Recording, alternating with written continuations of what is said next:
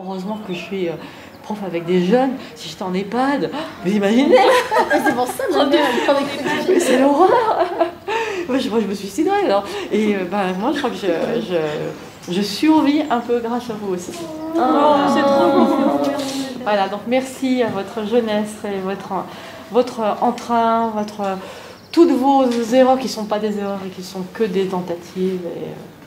Et puis vous avez devant vous encore, vous êtes tout jeune évidemment, la santé a priori, vous n'êtes pas encore en chaise roulante, bon, voilà. Et a priori en phase terminale, je ne sais quelle sortie de cancer. Et non, vous avez tout devant vous et ça peut faire un peu peur, hein, les moments, mais c'est vraiment super. Ça reviendra jamais. Ah non, il ne faut pas dire ça. Mais d'accord, mais là on va tous pleurer. Non, mais c'est Laurent Barre, quoi. Mais c'est pour ça qu'il y a une phrase qui dit que c'est le plus beau cadeau qu'on puisse faire à quelqu'un, c'est de lui offrir de notre temps, parce que c'est un bout de notre vie qu'on récupérera jamais. C'est vrai, ouais. J'aimerais trop avoir un sujet trop bien. Genre un truc hyper inspirant. Moi j'ai trop la flemme. Tu veux que je te lise des petites questions? Je pense qu'on va décéder. Non. Oh si, Lily, je vais te dire des petites questions. Non, merci. Une. Ok. Ah, ça c'est trop bien. C'est la femme en société. La liberté est-elle une illusion? Ouais, bah moi aussi. Moi aussi j'ai la flemme. Mais je crois que je vais beaucoup boire. Pourrait-on penser à l'aide du langage? C'est nul? Bah... Le langage pourrait-il nous aider à penser, mais pourrait-on penser à l'aide du langage? C'est l'alphabet du moi. Oui, mais ça on ressort notre truc de... Ouais. Je veux pas. But now we come to a period that I call the battle for identity. Lies my grandma told me. Yeah, superstitious devices. Lies my grandma told me. What?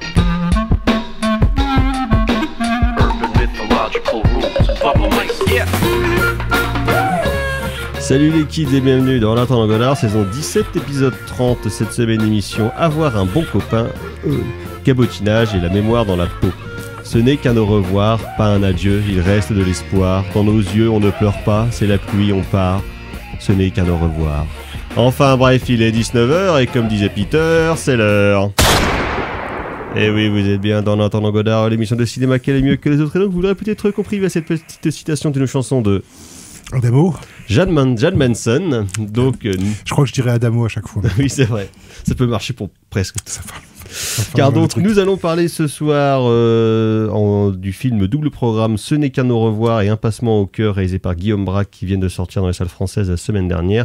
Et ensuite, nous parlerons de Black Dog de Hu Guan, sorti donc il y a 3 semaines déjà en France. Et pour parler de ce jeu programme autour de cette table, il y a bien évidemment la fine fleur de la critique du Grand Ouest à ma droite, mais seulement à cette table, il y a le docteur Erwan. Bonsoir, docteur. Bonsoir. Ça va? Ça va bien.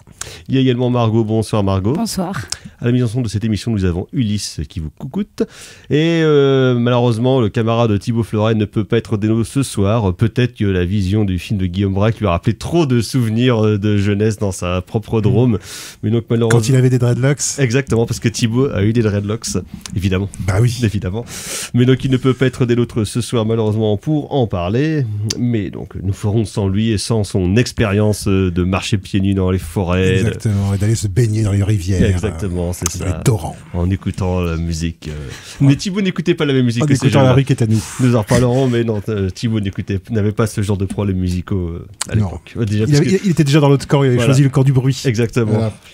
Voilà. Lui, son cœur, c'était Nirvana. Voilà, donc le corps du bruit, c'est bien ce que je dis. Bref, donc, avant de passer à la section critique de cette émission, quelques nouvelles neuves de tête de ligne. Un seau de merde, docteur. Il m'a jeté un seau de merde en pleine figure. Alors, les agendas locaux pour commencer. Nous vous rappelons que dans une dizaine de jours, donc le film de dimanche soir proposé par nous-mêmes et nos meilleurs amis du cinéma est mort, ce sera Shaun of the Dead de Edgar Wright, donc le dimanche 20. Mais cette semaine, il y a aussi ce dimanche à l'Arvor, donc la nouvelle mini-convention cinéphile organisée par l'association 87 mm, qui aura un before, si on veut, le samedi soir avec la présentation de Christine de John Carpenter par Jean-Baptiste Toré, qui donc sort un nouvel ouvrage consacré donc au metteur en scène américain. Et donc Est-ce que c'est une version restaurée de Christine ? Oui. Ah. Oui, absolument. Et donc le lendemain, la convention cinéphile, qui donc est un événement qui réunit des auteurs, des éditeurs, mais aussi des particuliers sur le cinéma pour vendre tous leurs beaux produits culturels et pour discuter avec eux, bien sûr. Et cette année encore, de beaux invités, puisqu'il y aura le retour d'une partie de l'équipe de Capture Mag, il y aura évidemment les éditions Rimini, il y aura Badland, il y aura Tamasa, il y aura Toré, il y aura aussi donc, plein d'autres gens qui viendront dans la salle de rencontre de l'Arvor. Et nous y serons nous-mêmes, à la fois pour aller palabrer et parader dans les rangs, mais aussi probablement pour enregistrer comme les dernières quelques menus bêtises avec notre camarade Antonin du Cinéma est mort, et Juan bien sûr si tu es dans le coin. Je passerai sans doute faire un tour et acquérir quelques DVD, Exactement. quelques Blu-ray de bonne facture. Et nous te ferons parler dans le micro de tes achats compulsifs. Ah oui, sûrement compulsifs. D'ailleurs, à propos d'achats compulsifs, parce que je sais qu'il le fera, il y aura également présent notre camarade Simon Danielou qui sera là pour son nouvel ouvrage et qui lui va probablement dévaliser les autres stands. Notamment, j'ai vu qu'il y a quelques petits trucs japonais qui ressortent chez Tamasa. Ça va. Je regarderai ça, moi. Ça va m'intéresser aussi. Prévois tes économies. Oui, c'est bon, j'ai ce qu'il faut. Tu vas casser ton PL. Ouais, c'est bon, je suis blindé. Je suis blindax. Ouais, c'est bon. Sinon, c'est un peu tout ce qui se passe. Ah non, pardon. Demain, au tambour, quand même, c'est pas fini. C'est vrai qu'ils ont eu plein d'interruptions, donc au bout d'un moment... on ne sait plus. Une vache n'y retrouverait pas ses moutons, c'est quand même terrible. Donc, dernière séance de l'année au tambour avec à 18h15 L'Itan de Jean-Pierre Mocky et à 20h45 Le Voyage de Chihiro de Hayao Miyazaki. Deux films étranges, mais pas étranges de la même façon. Non, exactement, oui, exactement. Et sinon, pour le coup, la dernière séance donc du Ciné-Tambour sera hors les murs au cinéma Arvor. Donc, jeudi prochain, ce sera Ran de Akira Kurosawa. Voilà, qui devait donc passer au tambour, mais fac fermée, donc pas séance, donc déport à l'Arvor. Donc c'est quoi, jeudi prochain ? Jeudi prochain, ce jeudi-là, jeudi 10. Jeudi soir, vers 18h30, 45, 19h. Peut-être des chances que j'y aille, moi je l'ai jamais vu au cinéma. Moi non plus. C'est pas mal, hein. Ouais, ça devrait pas être trop dégueulasse. Kurosawa, ça va, quoi. Ça va, ouais. C'est pas mal. Ouais, il sait faire. Exactement. Sinon, au niveau des sorties nationales, demain, un polar guadeloupéen qui s'appelle Zion, qui a qui a très bien marché dans nos colonies, puisqu'il est sorti là-bas avant. Ouais. Donc il est sorti en Martinique et puis en Guadeloupe. Et le film a déjà très bien marché. Qui c'est qui réalise ça ? Premier film, je crois. D'accord. Mais intriguant, donc par un jeune Guadeloupéen. Bon, ça a l'air plutôt pas mal, assez vénère. Voilà, et le film donc passe à Rennes. Sinon, il y a un film qui je pense porte bien son nom. Il s'appelle The Amateur avec Rami Malek, donc Mr. Robot et Frédéric Mercure. Donc voilà, qui joue un analyste de la CIA qui est pas du tout un homme de terrain, mais qui voudrait bien aller sur le terrain. Mais tout le monde dit mais non, t'es pas un homme de terrain, t'es un analyste. Et là, pas de bol, ça. Complot. Non, sa femme se fait buter. Ouais, oui, complot vengeance. Il va sur direct à la télé, il se dit oh bah dis donc, puisque c'est comme ça, je vais aller sur le terrain. Mais non, mec, tu peux pas aller sur le terrain. Mais c'est pas. Moi, j'ai cru comprendre que c'était vaguement un film comique. Ah ouais? J'ai cru comprendre que c'était une comédie d'espionnage. Ah ouais, alors j'ai peut-être pas compris du tout. Non, parce que la bande-annonce vend pas du tout un truc comique. Ah ouais, parce que moi j'ai compris justement que c'était le mec qui est pas doué du tout en fait pour aller sur le terrain, qui se retrouve sur le terrain. Peut-être que ce sera comique. Peut-être que je dis peut-être des bêtises. Je pense que ça aurait été mieux d'ailleurs que plutôt que de traiter ça comme un truc sérieux, mais ils auraient dû prendre genre Steve Carell pour jouer dedans. Alors c'est qui fait ça? Ouais, d'accord. Ouais. Non. Monsieur, le fameux monsieur. Ouais. Le nom ne m'a pas marqué. Alan Smithy, quoi. Exactement. Si seulement. Sinon, il y a une comédie française dans ce sous-genre de la catоспloitation, puisqu'on en a lu plusieurs les dernières années. La scatoploitation. Les catоспloitations. Ah bon, sur les bonnes sœurs. Mais qui est pas de la. On peut faire les deux, hein. Oui, on peut faire les deux. On peut faire mais les ça, deux. c'est la non-exploitation. C'est pas tout à fait la même vague. C'est pas tout à fait la même vague. Donc, l'autre enfer et autre. Exactement. Ça, c'était bien, l'autre enfer. De Claudio Fragrasso. Et Bruno Mattei. Oui, c'était mis à 4 mains. À 4 pieds. Exactement. J'ai le DVD sorti. Mais pareil, chez Néo Publishing. C'était bien. Et acheté à vil prix. Exactement. Qu'est-ce que c'était bien, ça, comme édition. Que des perles. Donc, alors Catoplastation, c'est quoi? Ça s'appelle le Doux Jésus, et il y a donc un duo qui va vous enchanter, puisqu'il y a Marie-Lou Berry et Isabelle Nanty. Toujours dans les bons coups. Mais il y a une petite vibe en ce moment de films de Kato, enfin de comédie de Kato et compagnie. Il y en a un bientôt qui sort avec Pascal Desmolons, mais qui est genre vraiment produit par une société d'extrême droite Kato et compagnie. La même qui avait produit le film sur le Puy du Fou, peut-être. Ah, peut-être, ouais. Si j'ai vu ça, hein. Vaincre ou mourir. Il faudrait que je vois ça. Oui, Ouais. j'ai vu. Avec un ami historien. Faudrait que oui, qui a dû être énervé pendant tout le film. Tu vois, mais c'était juste pour me dire s'il y avait quelques erreurs. Oui. Il a pas arrêté de parler. Bah oui, j'imagine. Il a fait le commentaire en même temps. Exactement, c'était mieux que le film. Donc voilà, d'où Jésus. Il y a une autre comédie qui a l'air quand même un peu mieux par, je crois, le réal la réal qui avait fait Youssef Selem a du succès il y a 2 ans avec Ramzy. Donc là, c'est encore avec Ramzy, Félix Moati et Vima Laponce. Ça s'appelle le Mikado. Voilà, j'irai voir juste parce que qu'il y a Vima Laponce. Parce que je suis fidèle. Voilà, hein, écoutez, il faut bien. Oui, je respecte. Cheville au corps. Sinon, il y a la sortie demain, enfin, 4 ou 5 ans après sa première sortie, donc qui était sortie pendant le Covid, donc Septet, A Story of Hong Kong, le film à sketch, donc réalisé sur Hong Kong des années 50 jusqu'à aujourd'hui, réalisé par Sammo Hung, Yuen Woo-ping, Ringo Lam, Johnny To, Han Hoi, Patrick Tam et Choi Ark. Ouais. Donc on en reparlera peut-être à l'occasion. Bah, carrément, écoutez, oui, ça nous fera une petite occasion de parler Hong Kong. Ça sort en salle. Oui, ça sort. Mais 4 ans après. Oui. Qu'est-ce qu'il leur prend? Je sais pas. Ils sont pas foutus de sortir le dernier de Choi Ark, mais par contre, le film qui est sorti il y a 4 ans... Oui. Peut-être que le Choi Ark dans 4 ans. Ça passera à Rennes, ça, tu crois? Je sais pas. Ah, moi j'irai voir, moi, si ça passe. Mais le film, en tout cas, est évidemment assez inégal, mais qui contient quand même de très très belles choses. Quand même, oui, de voir les vieux briscards. Ouais, voilà. Là aussi, par fidélité. Exactement, c'est ça. Par principe. Par principe, exactement. Sinon, pour les 20 ans du film, ressorti de Brise de Nice de James Hutt. Je passe. Tu l'as vu? Non. C'est vrai? Non. Il y a un excellent gag. Je m'en fous, je déteste les surfeurs. Il y a un excellent gag dedans qui concerne les pieds de Clovis Cornillac. Ouais, mais je hais tellement les surfeurs et le monde du surf que ça. Point Break? Mais non, mais justement, Point Break. Big Wednesday de John Milius? Ouais, c'est le seul film sur le surf que j'ai trouvé correct. C'est le seul film sur le surf. Mais c'est parce que ça se passe dans les années 70 et que c'est pas encore. Chasing Maverick avec Gerard Butler. Non. Si, c'est pas mal.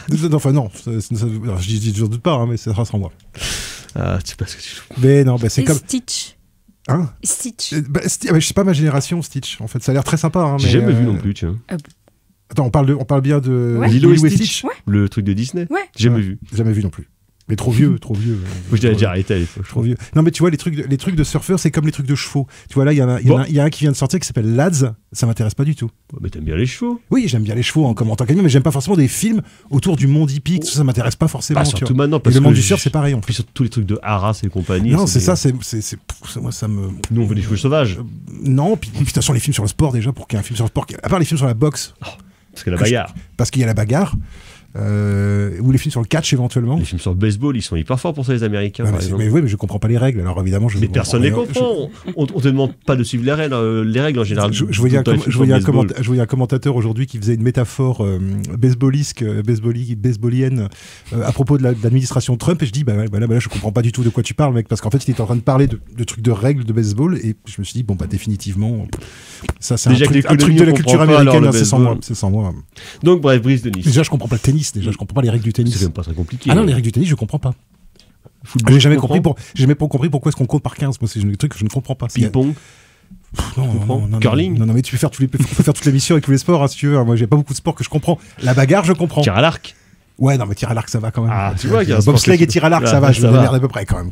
La course à pied. Oui, non, mais là, ça va. Le sprint, tu comprends. Oui, jusque-là, ça va. C'est le premier arrivé. Mais dès que ça devient un peu trop compliqué, tu vois, moi, c'est. Le sport collectif, c'est. Ouais. Même le foot, c'est chaud. Même le foot, c'est chaud. Des fois, je comprends pas du tout ce qui se passe à l'écran. Mais je l'assume. Très bien. Donc, Brise de Nice, pas pour toi. Il y a d'autres choses que je comprends, par contre. Oui. Hors du sport. Par exemple, je pense que tout le monde ne comprend pas, monsieur. Je pense que tu vas comprendre la dernière chose. C'est un spectacle, un one-man au cinéma, et c'est pas n'importe quoi. C'est Smaïn déconne fièrement. Smaïn. Oui.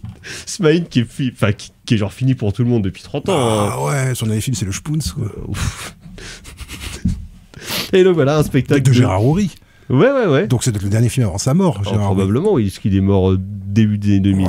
Il a dû mourir en 2002 ou 2003. Bon, après, il faut bien payer ses impôts. Voilà. Smaïn, je l'avais croisé une fois en terrasse d'un bar à Paris. Putain, mais t'as envie des choses, toi, tu vis des trucs formidables. T'as vu ça un peu. Voilà. Il avait l'air un peu triste. Tu vois, il était tout seul. Là. Est-ce qu'il est vachement plus grand que... Non, il est plus gros. Mais tu vas pas payer un coup, Asmine. Ah bah non, c'était. Putain, mais t'es vraiment une enflure. Ouais, je pense qu'il y a plus de thunes ça y est, que moi. allez, ça y est, on est un loser. On est vidé par le système médiatique. Non, et là, ça y est, tu craches sur Smaïn. C'est juste que j'ai jamais pu blairer Smaïn. Alors qu'il a fait Méditerranée avec Guy Belos et Michel Boujna. Et ça, c'est quand même pas de la merde. Des vraies stars contemporaines de 2025 que tout le monde connaît. Ah bah, je pense que Boujna est plus connu que Smaïn. Encore. Ouais, on va pas commencer. Donc voilà, c'est les sorties. C'était les quadragénaires parlent de culture.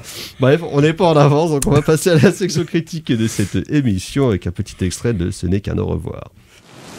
Tout le monde fonce droit dans le mur, tout le monde ferme les yeux, personne ne fait jamais rien. Et moi en fait j'en ai marre de porter les choses à bout de bras et juste ça me tue.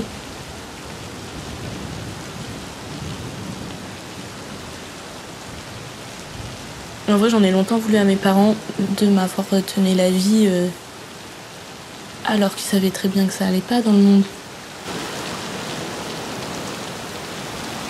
Parce que c'est des gens qui sont cultivés, qui sont informés et qui...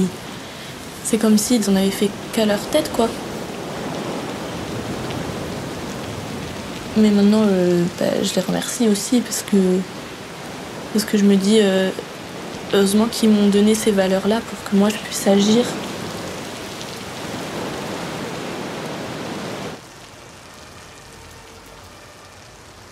On a fait, je crois, 15 heures de route. Quand on est arrivé à Sainte-Soline, la nuit était tombée. On n'avait pas le droit d'être là puisque la manifestation était interdite. Et on a réussi à contourner tous les barrages de police. Il faisait hyper froid, hyper humide. On est allé se coucher tôt pour être en forme le lendemain, c'est-à-dire à 22h, tout le monde était dans sa tente. Le lendemain matin, c'était une ambiance hyper angoissante parce que tout le monde était en noir, masqué. Il y avait des hélicos qui tournaient. Je savais pas exactement comment ça allait se passer, je savais pas où on allait aller, enfin juste t'es là et tu suis quoi. Quand j'ai vu l'ampleur du dispositif policier avec les camions tout autour de la bassine, et là j'ai fait waouh, on arrive dans un monde.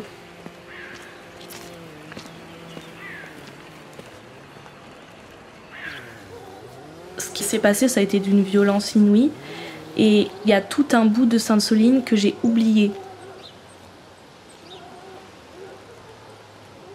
Avec Lily, on se tenait la main parce qu'il faut être à deux pour pas se lâcher, enfin parce que si jamais il y a un problème, il faut toujours être à deux. On courait dans le champ et je fais attention Lily, on se retourne, on se met en boule par terre et derrière nous, il y a une bombe qui explose. Enfin, c'était une grenade de désencerclement, mais en fait, dans la terre, ça a fait un nuage qui est monté. Il y a un autre moment où je me suis retournée et en fait il y a une grenade de désencerclement qui est arrivée au pied d'un mec. Le truc a explosé et le mec il s'est écroulé au sol. Donc on a appelé les médics. J'ai l'impression qu'il prenait un mort.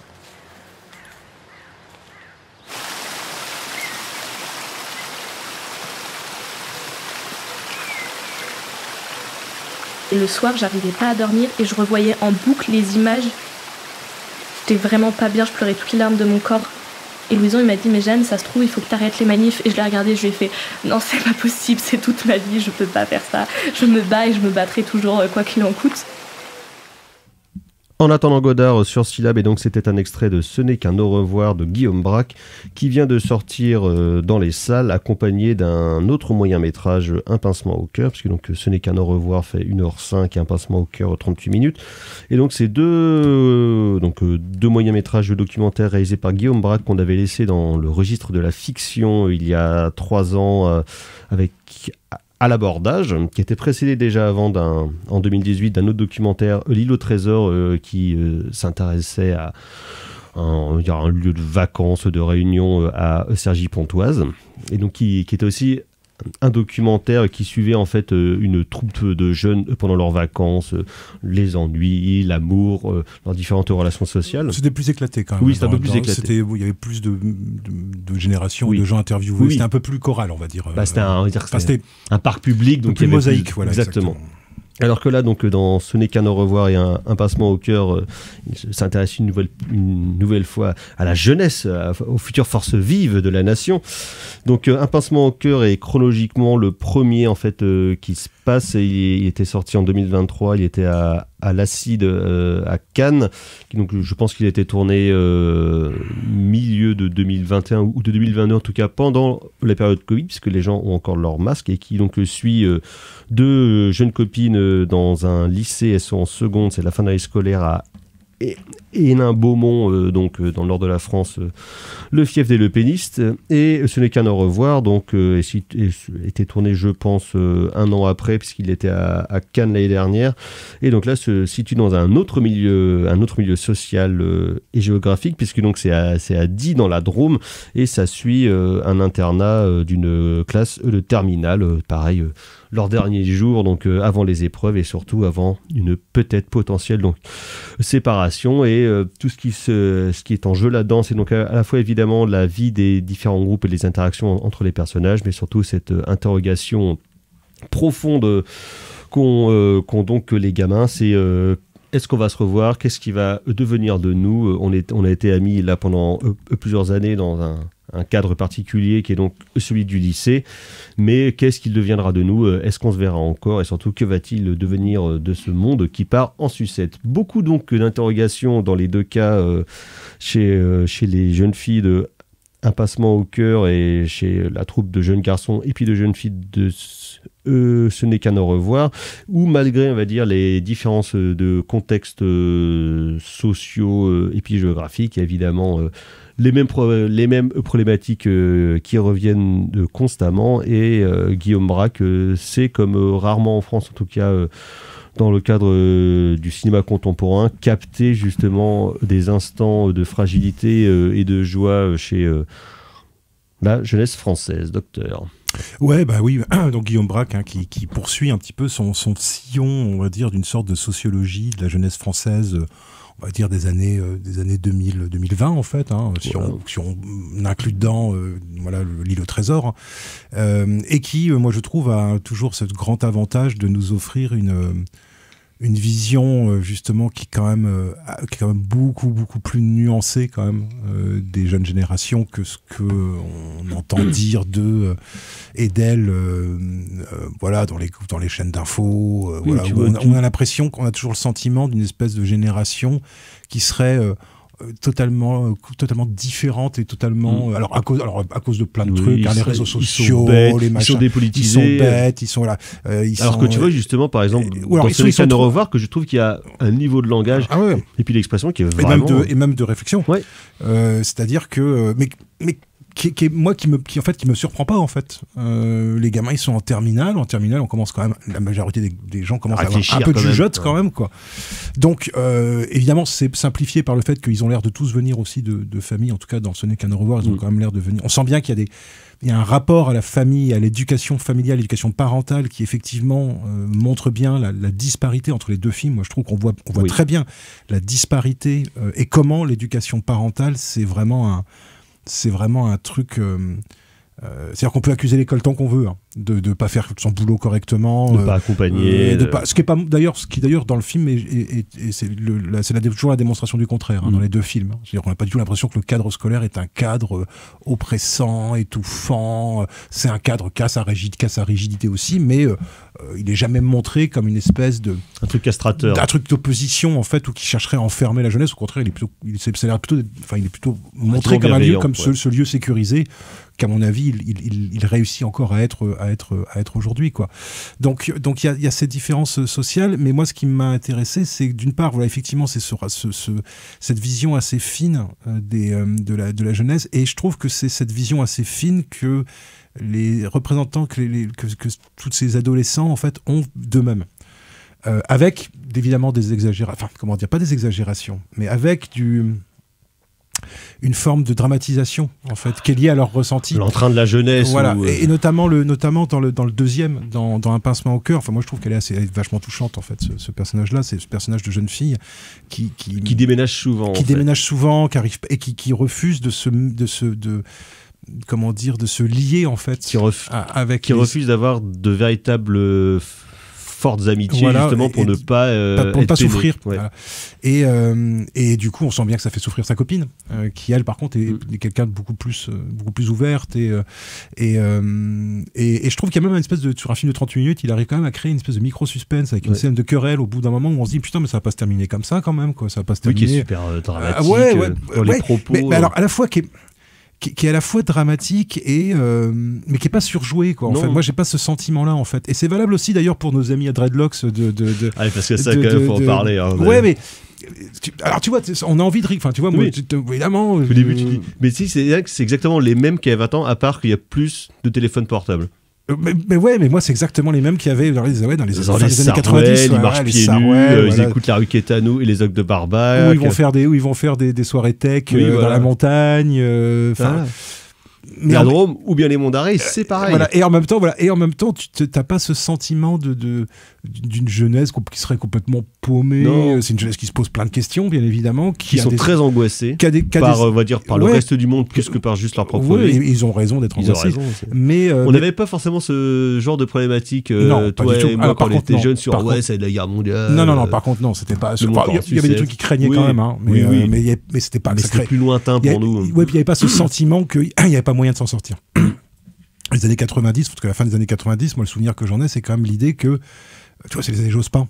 Donc c'est quelque part les derniers moments, en fait, où tu te dis, c'est le dernier moment avant le 11 septembre, en fait. Merde, tu vois, où tu dis, il y a peut-être moyen de moyenner, c'est pas parfait, mais il y a moyen de moyenner, quoi.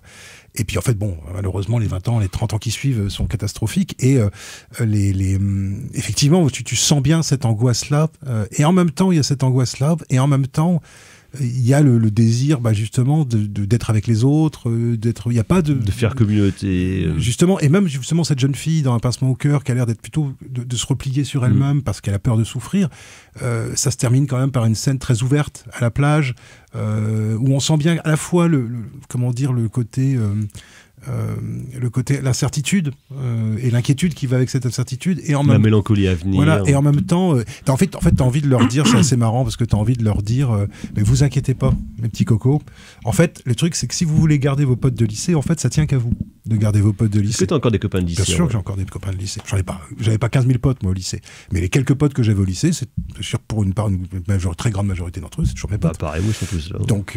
Donc l'idée que, sous prétexte qu'on quitte une ville, et moi, j'étais assez touché par cet aspect-là, justement, ces réflexions-là dans Ce n'est qu'un au revoir, c'est le fait de quitter une ville et de se dire, je vois plus mes potes. Et c'est marrant, ils sont vachement plus conscients de ça que moi, en fait. Là, c'est là-dessus, c'est vrai. Moi, je me suis jamais dit, on va plus se voir, en fait. Tu vois, moi j'avais vraiment la croyance chevillée au corps qu'on allait se voir. Alors évidemment, après, avec les années, tu vois plus ou moins ces personnes, les gens, des enfants, des familles, ils ont d'autres choses à faire, quoi.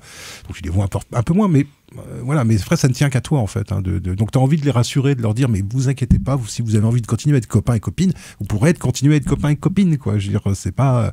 Voilà. Mais je comprends par contre leur angoisse, parce qu'effectivement, le risque, c'est peut-être un risque qu'effectivement, les gens de ma génération, je sais que ça fait vieux con de dire ça, mais n'avaient pas, c'est qu'effectivement, t'avais pas d'alternative. C'est-à-dire que soit tu voyais les gens, soit tu les voyais plus, mais tu n'avais pas cette espèce d'entre-deux qui est de discuter avec des gens tous les soirs sur WhatsApp sans les voir physiquement, en fait. Et là, je comprends un peu leur angoisse. Après, l'idée que tu aurais des relations amicales, mais qui deviendraient virtuelles, en fait. Qui seraient plus aussi physiques qu'elles n'étaient. Après, tu peux aussi garder un lien virtuel. Moi, je sais qu'il y a plein de potes qui se parlent tous les jours là-dessus.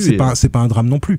Mais je comprends, par contre, qu'il y ait peut-être une angoisse par rapport à ça, que quelque chose qui est inscrit dans le réel devienne quelque chose de virtuel, et puis que ça s'effiloche, en fait, au bout d'un moment. Oui, Margot. En fait, ce qui est assez intéressant, j'ai pas vu le film, mais c'est à peu près ma génération.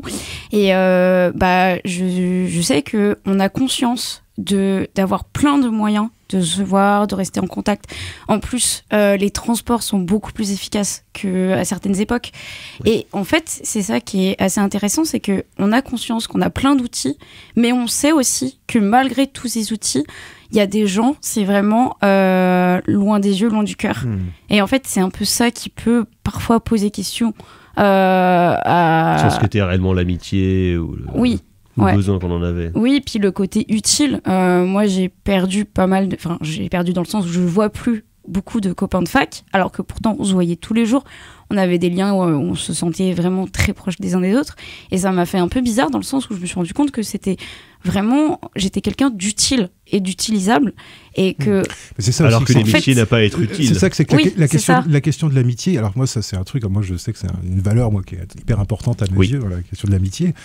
Et mais pour moi, l'amitié, il n'y a pas de, c'est-à-dire qu'il n'y a pas de coup de foudre en amitié. Le succès sera la clé, je le sais, de l'amour de l'amitié. Ouais, exactement. Mais il n'y a pas de coup de foudre en fait en amitié. C'est-à-dire qu'on peut avoir l'impression de s'entendre super bien avec quelqu'un. En fait, on se dit tiens, c'est parce que c'était lui, parce que c'était moi. Et en fait, non. En fait, toi, tu es de mon copain. En fait, voilà. En fait, il suffit qu'on se soit séparés. Justement, il suffit qu'un tel ou que l'un ou l'autre se trouve un compagnon, une compagne. Et en fait, on se rend compte que ça part assez vite. Et moi, ça m'est arrivé aussi. C'est-à-dire des gens où sur le moment, tu t'entends très très bien avec eux, mais pour autant, ça ne sera pas c'est des amis sur la courte durée. C'est pas forcément des amis sur la longue. Et pour moi, l'amitié, il y a l'idée d'une durée. Il y a l'idée que un pote, il y a la différence entre un pote et un ami, c'est ça en fait. Ouais. Un pote, c'est quelqu'un avec qui tu fais la fête le week-end pendant tes années d'études, et puis après, chacun vit sa vie. Ouais. Et c'est pas grave d'ailleurs. C'est pas grave c'est pas un drame en fait que chacun vive sa vie après, tant que tu as vécu des bons moments avec les gens.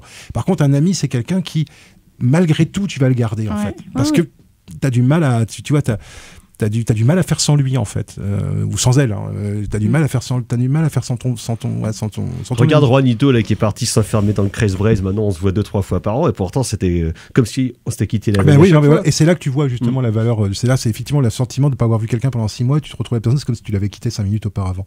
Et ça, tu dis encore toi. Voilà. Et moi je trouve que Braque, il est très bon en fait pour ça. Ouais. Et Braque, il est d'autant meilleur, moi je trouve, et j'espère qu'il va continuer dans le documentaire, mais dans la fiction aussi, c'est que justement il y a pas de moi j'ai l'impression que dans son cinéma il n'y a pas de différence entre le cinéma de fiction et le cinéma documentaire. Le documentaire est teinté, le documentaire est teinté de fiction, la fiction est teintée de documentaire, et finalement si tu prends à l'abordage, t'as des scènes en commun, les scènes de ruisseau par exemple, si tu prends à l'abordage et comment dire, ce n'est qu'un au revoir. En fait, il y a des moments. Mon Sans Femme aussi, son premier moyen métrage, il y avait de ça. Tu sens que qu'il y a une part de mise en scène. Et pour autant, cette part de mise en scène, elle rentre jamais en conflit avec la spontanéité du propos. Oui. Et ça, c'est un équilibre, je trouve, qui est dur à trouver. Ouais, et qui doit être hyper casse-gueule à mettre en place aussi. Qui est pas évident. Alors c'est vrai qu'il y a d'autres réalisateurs, alors qui peut-être dans d'autres modes, mais moi c'est vrai qu'en regardant le film, je me dis, mais en fait, il y a quand même quelque part. Je me dis, il doit y avoir tout un travail, il y a forcément un travail préparatoire avec les gens avant. D'approche. Et je me dis, il y a quelque chose d'un peu Wiseman, en fait, là-dedans. L'idée qu'en fait, pour que les gens se livrent à ta caméra, en fait, pour que les gens se livrent à toi, il faut d'abord les apprivoiser, il faut les domestiquer, et quelque part, il faut justement rentrer dans leur cercle. Il ne faut pas être celui qui va venir scruter comme un entomologiste, justement, le réel, mais quelqu'un qui est en empathie, dont tu sais que c'est, comment dire, c'est safe avec lui. Que tu sais que ça va être safe que ça va être safe par exemple pour les filles de se mettre en maillot et d'être filmées, tu vois. Et c'est pas évident quand chambre, ou de filmer dans leur chambre en train de parler de trucs super perso. Quand t'es adolescent, c'est pas, moi je trouve d'ailleurs qu'ils sont les adolescents des deux films, je les trouve assez courageux, parce que ça veut dire que tu sais que t'es pas devant de voir après, enfin tu vois, même si le film il a pas de oui, mais c'est vrai qu'ils parlent beaucoup de leurs parents. Voilà, ils parlent de leurs parents beaucoup, et pareil, il y a une forme de lucidité, moi je trouve, vis-à-vis de leurs parents, qui est pas de l'opposition bête et méchante, justement.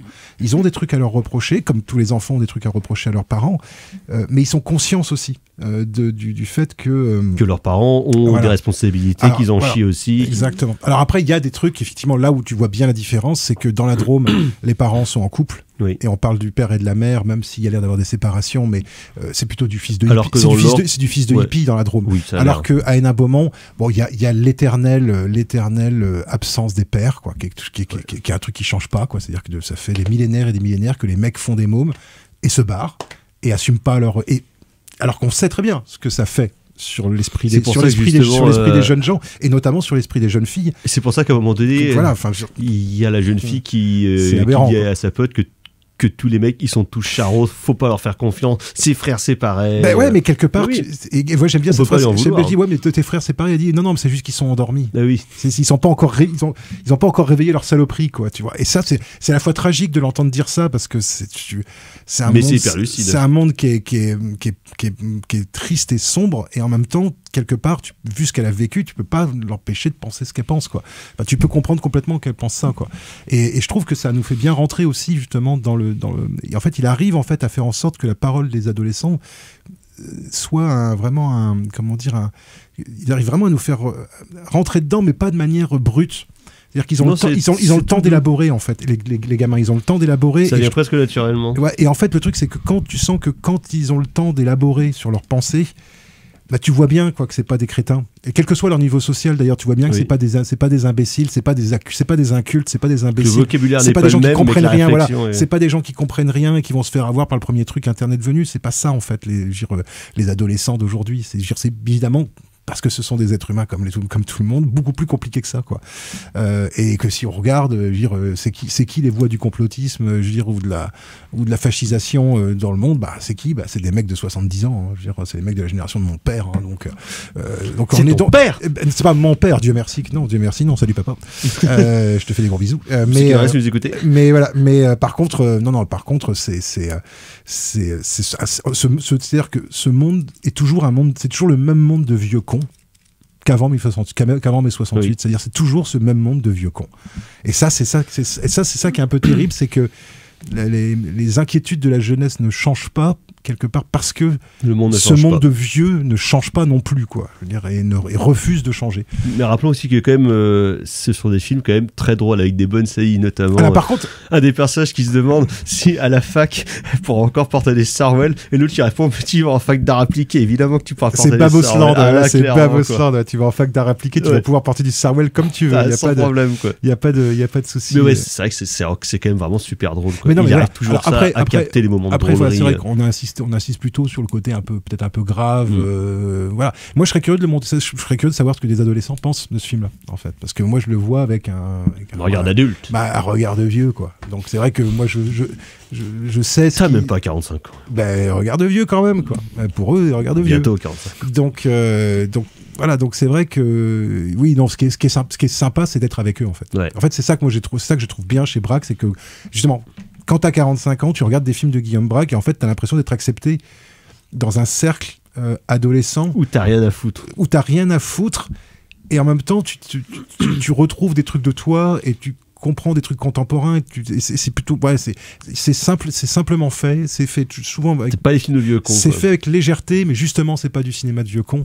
Et ça, c'est très très bien. Enfin, moi, je sais que j'ai envie de les suivre. Presque un goût de trop peu sur ces films-là. On a presque envie d'avoir une version longue d'en savoir plus sur ces. On veut la suite et savoir ce qu'ils vont devenir ensuite. On a envie de savoir. Dans 10 ans, Guillaume. Parce que c'est des vrais personnages, en fait. C'est des vrais personnages de films, en fait. C'est des vrais personnages de cinéma, tous et toutes. Adorables comme tout. Ouais, ils sont mimi comme tout. Donc Ce n'est qu'un au revoir et un passement au cœur de Guillaume Braque actuellement dans les salles.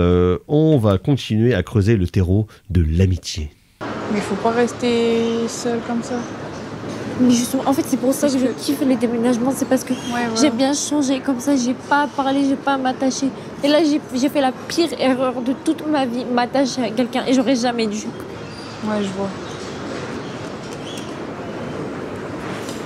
Et ma mère, elle m'a dit, il n'y a pas de copine, il n'y a rien, t'as que ta mère, tes frères, point, et elle a raison.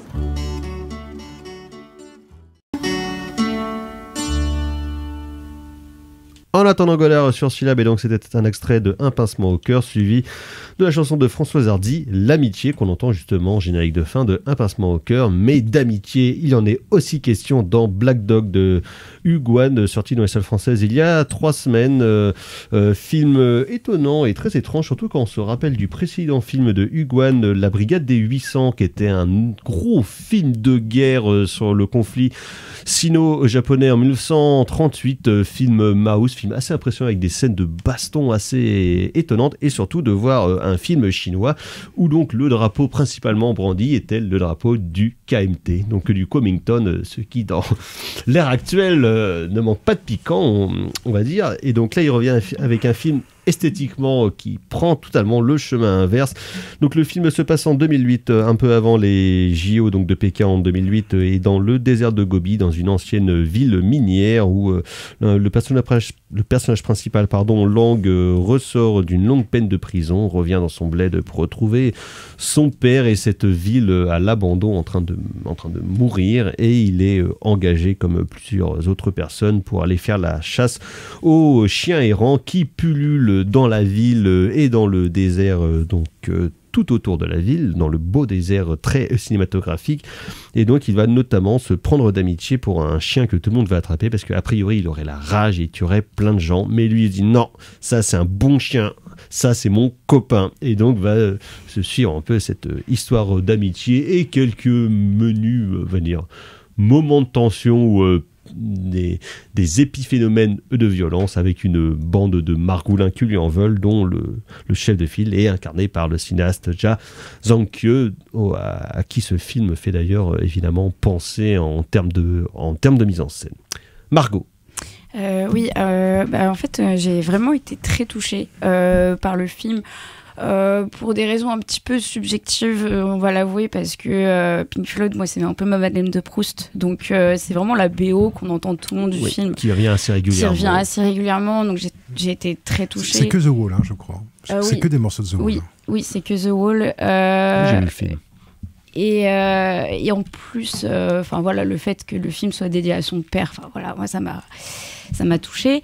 Mais au-delà de ça, c'est un film que j'ai trouvé vraiment très beau, très lumineux au sens premier du terme. Il y a vraiment beaucoup de scènes en extérieur où la lumière, elle prend beaucoup de place, mais en même temps pas trop. Alors que c'est un désert paradoxalement assez sombre, justement. Oui, et à côté de ça, alors il y a des scènes de jour qui sont très lumineuses, il y a d'autres scènes de nuit qui sont... on est en intérieur, on est dans des moments où c'est très calme, ça dépend des scènes, mais voilà, il y a beaucoup de variations, et ça, j'ai trouvé ça très pertinent.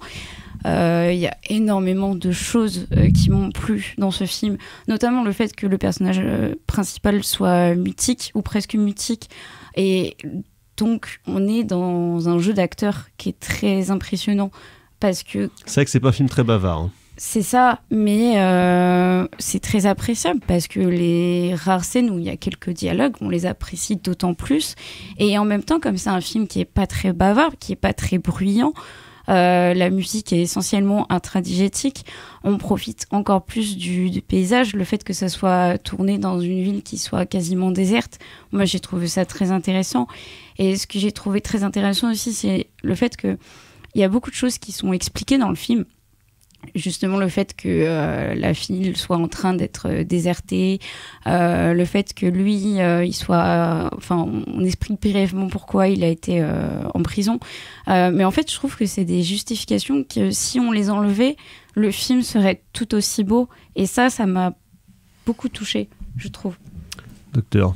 Ouais, alors mais effectivement, moi, je partage tout à fait ce que tu dis.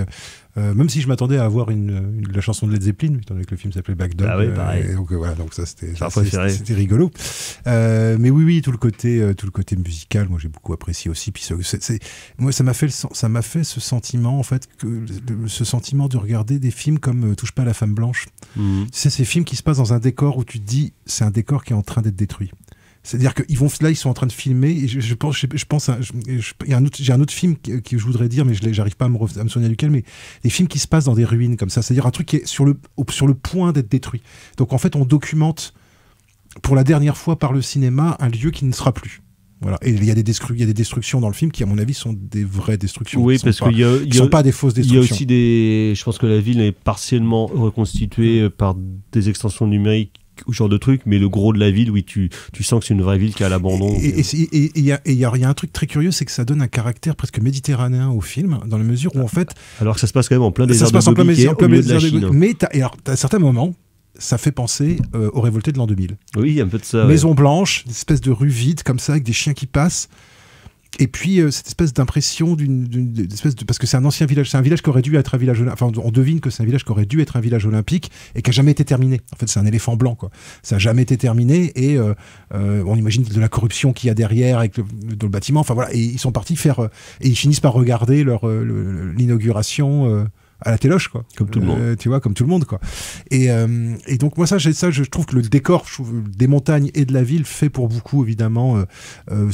Qui donne, de toute façon, en plus, un côté westernien au film. Ouais, au début, ouais. Mais alors que, par contre, il ne plonge pas du tout, justement, dans un truc de western, même formellement. Et en fait, voilà, c'est ça qui est assez intéressant, c'est que d'un côté, il y a deux voies, en fait, qu'il essaye de suivre, enfin, il y a deux voies dont on pourrait penser qu'il va les suivre, qui sont d'une part la voie du western et d'autre part la voie Jason Ke. Oui. Parce qu'on retrouve ce truc très chinois, ce genre de film très chinois. Le très nouveau cinéma chinois. Très soft power, très soft power du pouvoir chinois, c'est-à-dire image granuleuse. Mais Jason Ke, c'est pas vraiment soft power parce qu'il y a quand même des choses assez variées dans son. Ouais, mais c'est quelqu'un qui ne peut exercer que parce que le pouvoir chinois le laisse exercer. Hein, Jason Ke, c'est comme n'importe quel cinéaste chinois. C'est comme même le cinéaste tibétain Pema Tsedan. Hein. Oui. Mais tu vois, parfois. C'est comme le cinéma iranien, c'est une des contradictions, c'est qu'il y a un cinéma qui peut être subversif. Mais qui lâche la pédale douce que parfois le pouvoir. Là, pour moi, la subversion, c'est l'utilisation de Pink Floyd.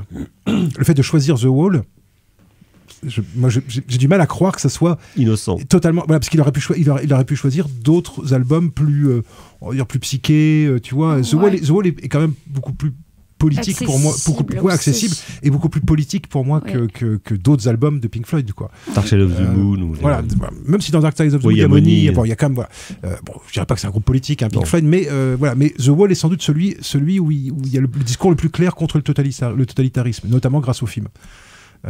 Et donc le film d'Alan Parker. Voilà, donc. Est-ce qu'il y a un lien ? Bon, ça, faudrait demander au réalisateur, mais au niveau des... Ça dit quelque chose, c'est la contre-culture, quand même. Au niveau Pink Floyd, des paroles, il y a quand même un lien dans le sens où il y a vraiment une notion d'enfermement et une note d'espoir à la fin de la chanson que tu retrouves aussi dans le film. Donc, en fait, le parallèle, il se fait à ce niveau-là. Et ce que j'ai trouvé assez marrant, entre guillemets, c'est que The Wall s'est sorti en 79. Et en fait, si tu calcules 2 minutes moins 79, ça fait 29. Ça fait l'âge du personnage. Et du coup, je me suis dit, il y a des... J'ai peut-être un petit peu loin. Puis on n'entend pas parler de la mère. On n'entend pas parler de la mère. Et le père a pas l'air d'être celui qui écoute Pink Floyd. C'est ça. Mais par contre, t'as un Mother dans le film. Et donc, en fait, il y a quand même des échos entre le nom des morceaux, les paroles de la chanson, et puis You, tout simplement, le fait qu'il siffle son chien comme ça, avec cet air-là. C'est assez pertinent. J'ai pas reconnu du tout Pink Floyd dans les sifflements. Ah si, les sifflements, c'est You. Si. Et moi, je disais tout à l'heure que je connais pas bien Pink Floyd parce que ça m'intéresse pas. Et justement, alors moi je trouve pour moi une des scènes les plus émouvantes du film, c'est justement cette scène et où là on quitte, parce que c'est ça le truc, c'est que d'un côté il y a western, de l'autre côté il y a Jason Ke, et ça c'est un peu le postulat de départ. Et en fait le film part dans d'autres directions, c'est ça qui le rend intéressant. Première direction dans laquelle il part, c'est celle de la comédie, avec notamment, pour moi, il y a burlesque. Voilà, il y a du Jacques Tati. Moi j'adore le fait, comment est-ce qu'il rencontre le chien, c'est-à-dire qu'il va pisser dans un coin et en fait le chien revient pisser par-dessus. Moi ça je trouve ça super drôle, moi personnellement, moi ça me fait beaucoup rire. Ah, le pipi, ça vous fait rire. Oui, ça me fait rire. Et puis le truc où il se fait mordre le cul, où il croit que le truc, et puis le chien sort en cours. Ça c'est du Buster Keaton, quoi, pour moi, quoi. C'est vraiment c'est vraiment du burlesque. C'est soit Tati, sort par un coin du cadre, soit Tati, soit Buster Keaton. Les plans où il essaye de traverser cette espèce de pont détruit avec un sidecar deux fois, et deux fois ça marche pas. Bon, voilà, il y a quelque chose, il y a des choses vraiment drôles, quoi, en fait, dans ce film-là. Et puis il y a ce moment qui, moi, je trouve est une des plus belles scènes du film, en fait, où il y a justement Mother, et où ils vont tous voir l'éclipse. Et en fait, ils quittent tous la ville. Ils vont tous à flanc de colline. Et en fait, t'as des scènes, et t'as donc un personnage un peu excentrique qui ouvre toutes les cages du zoo. Et t'as une scène, je trouve, presque post-apocalyptique, en fait, où tu vois la ville rendue, en fait, aux animaux. Et moi, j'ai trouvé ça vachement touchant, quoi, en fait, cette scène-là, parce que je me suis dit, mais oui, mais ça sera ça, en fait. Une fois qu'on aura tous disparu, que notre vanité d'être humain se sera évanouie dans les airs, ça sera des singes et des pingouins et des tigres. Qu'est-ce que font les pingouins en plein désert? Pas les pingouins, mais j'aurais bien aimé qu'il y ait des pingouins. Mais le truc du tigre, ça c'est... Mais c'est très pertinent parce que... On lui donne de la bouillie. Et puis en plus, il y a la promesse qui est tenue. Donc c'est ça qui est intéressant. Moi, c'est ça aussi que j'ai beaucoup aimé dans ce film. La transmission et la promesse. C'est ça. Et en fait, ce qui est intéressant, c'est que il y a beaucoup de choses qui se font écho, qu'on voit au début, puis qu'après on revoit à la fin. Moi, je trouve qu'il y a beaucoup de sujets qui sont ouverts au début, puis qu'on referme petit à petit. Et en fait, on retombe sur nos pattes. Mais toujours l'air de rien. Mais toujours l'air de rien, exactement. Sans alourdir le discours. Et puisqu'en plus, c'est un film où il n'y a pas vraiment d'antagoniste. Il a une petite querelle à régler, mais bon, finalement, c'est... la conversion du type est en 2-2. C'est super. Et non, mais par exemple... l'histoire... justement, le type. Par exemple, l'histoire d'amour, moi, je trouve... Enfin, l'histoire d'amour. le flirt finalement avec cette jeune femme qui travaille dans un cirque et tout ça. Alors, et voilà, ça c'est un aspect moi que j'ai bien aimé dans le film, c'est que le fait que ça soit un ancien acrobate. Le fait que dans son passé c'est un acrobate de cirque. Et le truc c'est que je me suis dit tiens c'est marrant, pourquoi est-ce qu'ils ont choisi d'en faire un acrobate de cirque? Alors quand j'ai vu le cirque se ramener, je me suis dit il va y avoir une amitié machin. Mais je pensais pas que ça allait lui servir autant. Quand il fait du saut à l'élastique et quand il doit aller sauver quand justement, il n'arrête pas de tomber en plus donc voilà exactement, le fait qu'il essaye de faire justement des acrobaties de quelque part comme si il essayait de faire des numéros, enfin on sait pas trop pourquoi est-ce qu'il fait tout ça, mais on sent qu'il y a une espèce de truc de cirque chinois en fait derrière et que moi j'ai vraiment trouvé super bien quoi, et vraiment toute la scène par exemple où il doit sauver Jia Zhangke parce qu'il s'est fait piquer par des serpents et il utilise ses dons d'acrobate pour pouvoir passer sur des trucs comme Super Mario quoi. Voilà, et ça c'est super ça, moi je trouve parce qu'en fait c'est vraiment utilisé en fait. Et c'est un vrai payoff quoi, c'est-à-dire que le mec on te dit il a un passé d'acrobate et au bout d'un moment son passé d'acrobate lui sert vraiment en fait quoi, c'est pas juste un truc cosmétique comme ça. Et l'acteur est vraiment... Et puis moi, j'adore toutes les stratégies qu'utilise le réalisateur pour ne pas nous le montrer en train de parler. Il nous le montre de dos. Ce qui fait que moi, en fait, je pense que la première fois que j'ai vu ses lèvres bouger réellement, je pense que ça doit être au moins pas avant 1h15 de film. Parce qu'en fait, les quelques paroles qu'il prononce auparavant, c'est toujours des paroles qui sont... En fait, il est soit de dos, soit sa bouche est cachée, ce qui fait qu'on ne sait jamais vraiment si les paroles qu'on entend, c'est bien des paroles qui sont prononcées à ce moment-là. Oui, c'est bien les siennes aussi. Quand il appelle sa sœur, par exemple. Oui. Parce qu'il y a l'histoire avec sa sœur aussi, tu vois. Qui est loin. L'histoire... Qui à distance du père malade. Pareil, ça c'est super touchant, le truc où il fait de l'alcool. Et on comprend pas pourquoi il fait de l'alcool. Puis en bout d'un moment, on comprend pourquoi il fait de l'alcool, parce que c'est pour soigner son père alcoolique, quoi. Oui. Et pour soulager ses derniers jours. Ça, c'est pareil, c'est vachement touchant, quoi. Ouais. Et en fait, toute la relation avec le chien est en fait la version majeure du fait que tout le personnage, en fait, tous les actes mineurs qu'il fait dans le film, sont des actes montre à quel point c'est un type altruiste en fait, et le fait qu'il n'arrive pas à tuer les animaux, qu'il n'arrive pas à les attraper, qu'il les libère, le petit truc avec la petite gamine où il lui refile son chien, et en fait petit chien, bah ouais, qui est tout mignon quoi, et en fait moi je sais que voilà, moi j'aime bien les chiens, donc si tu veux, je suis à fond avec des personnages comme ça qui ouvrent les cages des zoos. La première scène. Ah bah ouais, non mais la première scène avec et qui m'a fait penser un peu ce film hongrois qui s'appelait White God. Ah oui.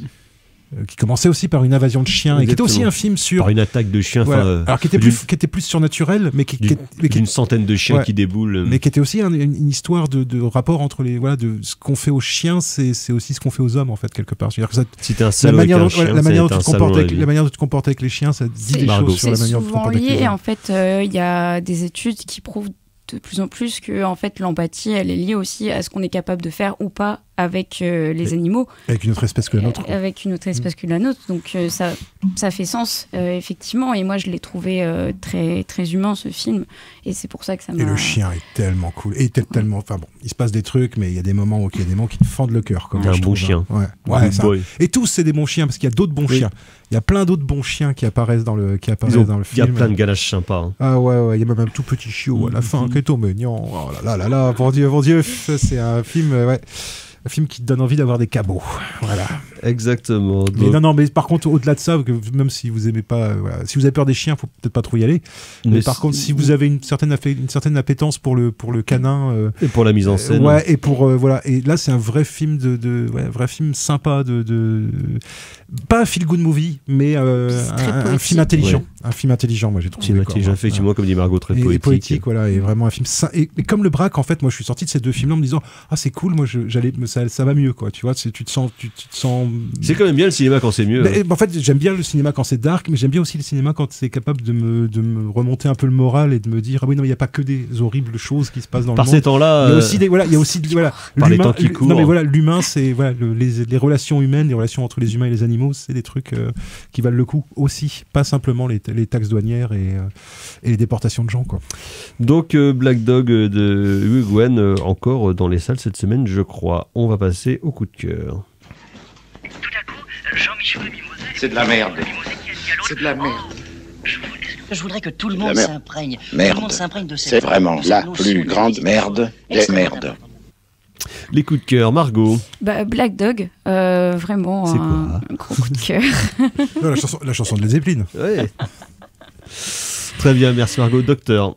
Alors moi, ça sera un film que j'ai vu hier, alors qui payait pas de mine sur le papier, mais qui en fait est assez cool. C'est un film de zombies japonais qui s'appelle I Am a Hero, réalisé par quelqu'un qui s'appelle Shinsuke Sato. Et c'est en fait l'adaptation d'un manga qui raconte l'histoire d'un mangaka trouillard qui est pris au piège dans une invasion, enfin dans une épidémie de zombards. Et comment c'est tombé là-dessus?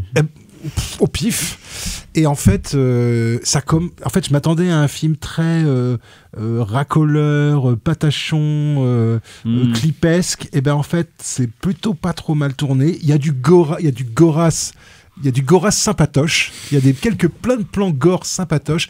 Et il y a un showdown final de dégommage de zombies à coups de carabine à 2 coups, qui est bien sympathique. En fait, c'est une sorte de mélange entre World War Z et Zombie. Le film date de quand? 2015. Ah ouais, assez récent. Ouais. Et c'est un film en fait sur l'estime de soi en fait, parce que le personnage c'est un personnage qui a un vrai problème d'estime de soi. Il le retrouve en tuant des zombies. Mais c'est-à-dire qu'il pense tellement qu'il est une merde qu'il arrête pas de s'excuser auprès de tout le monde, et au bout d'un moment on a envie de le secouer, lui dire mais vas-y quoi putain. Et effectivement c'est l'histoire de comment est-ce qu'on devient un héros quand on n'est pas un héros au départ.